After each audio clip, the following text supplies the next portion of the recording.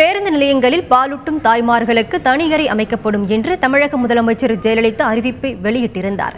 சென்னை கோயம்பேடு பேருந்து நிலையத்தில் பாலூட்டும் தாய்மார்களுக்கான தனி அறையை காணொலி காட்சியை இன்று முதலமைச்சர் ஜெயலலிதா திறந்து வைக்க உள்ளார். இதுகுறித்து கூடுதல் தகவல் தருகிறார் எமது செய்தியாளர் பாஸ்கர்.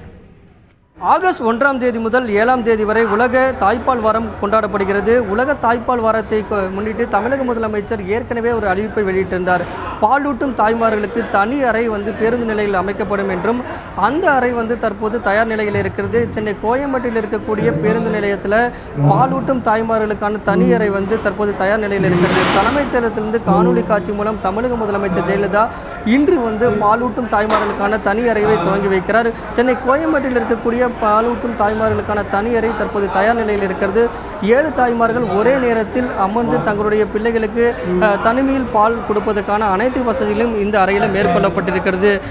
முற்றிலுமாக குளிர் சாதன வசதியோடு மேற்கொள்ளப்பட்டிருக்கிற இந்த அறை ஒவ்வொரு தாய்மார்களுக்கும் ஒரு வரப்பிரசாதம்னே சொல்லலாம்.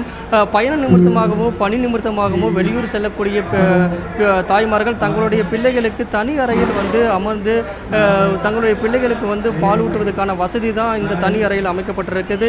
இதன் அடிப்படையில் பார்க்கும்போது ஒவ்வொரு பேருந்து நிலையத்திலும் இது அமைக்கப்படும் போது இது மக்களிடம் பெரும் வரவேற்பு படுமே சொல்லலாம். தங்க செய்திகளுக்காக ஒளிப்பதிவாளர் தேவராஜுடன் பாஸ்கரன்.